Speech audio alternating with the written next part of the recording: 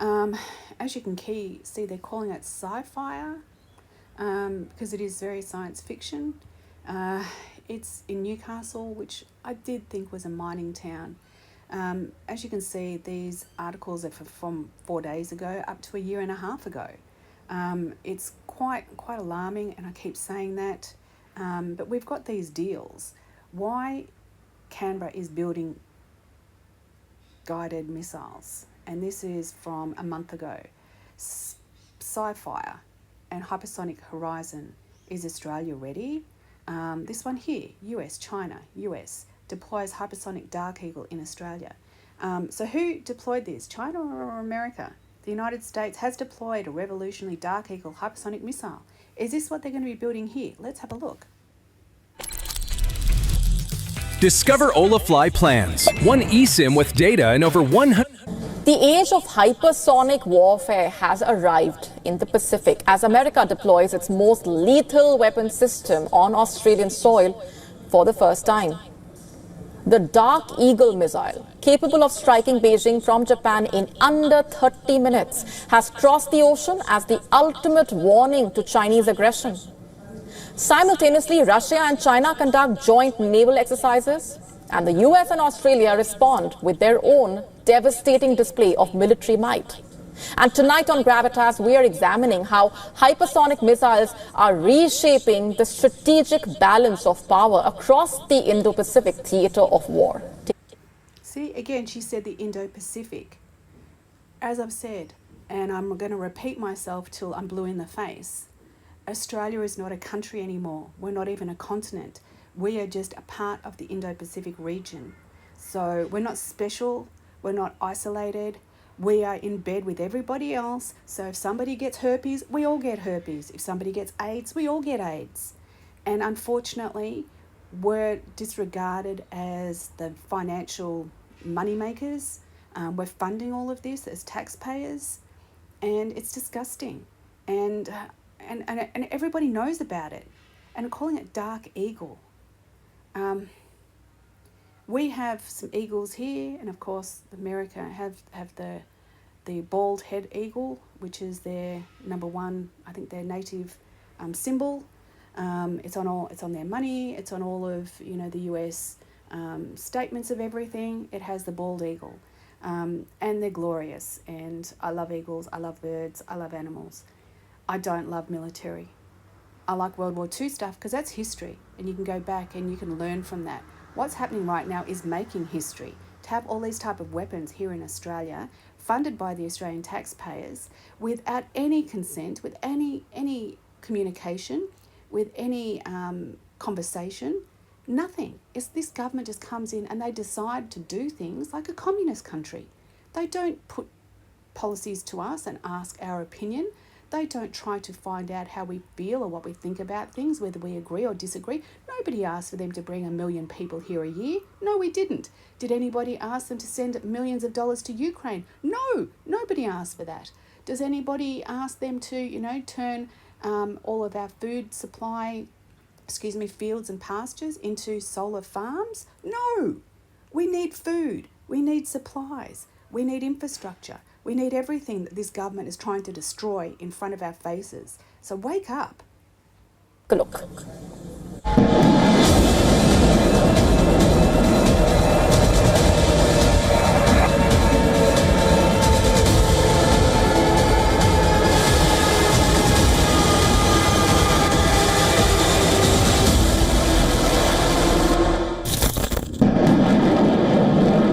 The thunder of hypersonic warfare has reached Australian shores in the most provocative display of American military might since the Cold War.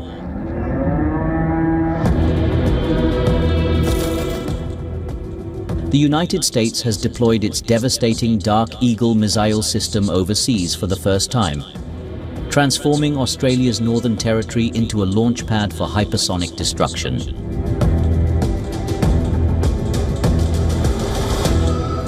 This is no ordinary weapons deployment. This is strategic intimidation at Mach 5. Dark Eagle is a land-based, maneuverable hypersonic weapon capable of traveling over 6,100 kilometers per hour and striking targets more than 2,700 kilometers away. They operate via a battery of 4 launchers capable of carrying 2 missiles each. You have to think, how much is that costing? You know, the other missiles, the guided missiles that are being built in South Australia, we've got financial costings for those, $4 million each a missile. And that was a year and a half ago. So they're probably, as I said in the video, they're probably about 6 million now with added costs.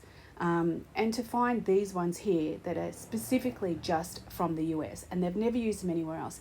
And that's where they try to make us feel, again, so special and so privileged, and that we're the best friend and we're the favourite cousin or whatever we are, and how valuable we are. Well, we have a big wide land, so we can have all of this stuff happen in the sky and nobody sees it. So 1, notoriety and privacy. And 3, we have a weak government that's going to agree with absolutely everything that's intended and what they want.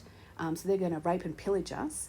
And 4, we're weak and we need someone to have a backbone to protect us, because our government, as the Chinese dictator, Xi Jinping, has said, our Prime Minister, they call him Pretty Boy.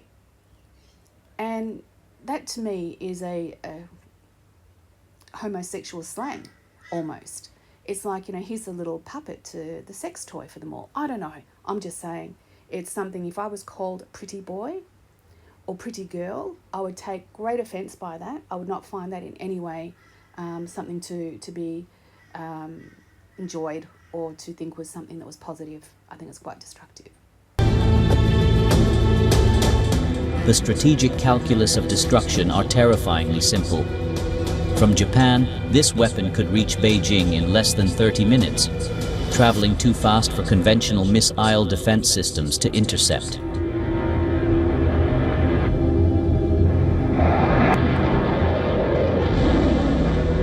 The new missile was tested during Talisman Sabre 2025, a massive 3-week exercise involving more than 40,000 troops from the United States, Australia, and 17 other nations.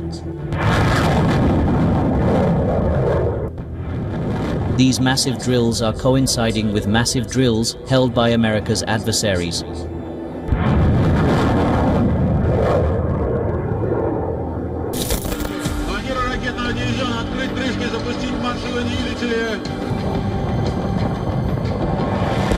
And they have to put Russia.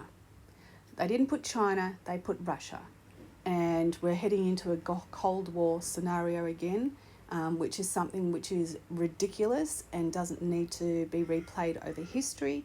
I just find this absolutely disgraceful, disgusting, and quite alarming. I keep using the word alarming, but you know, it just means that I'm very, very concerned. Very, very concerned. And I did see something in the sky yesterday, and I'm going to post it. I didn't hear anything that I was aware of, and I'm thinking maybe it was one of those hypersonic things, because it was very fast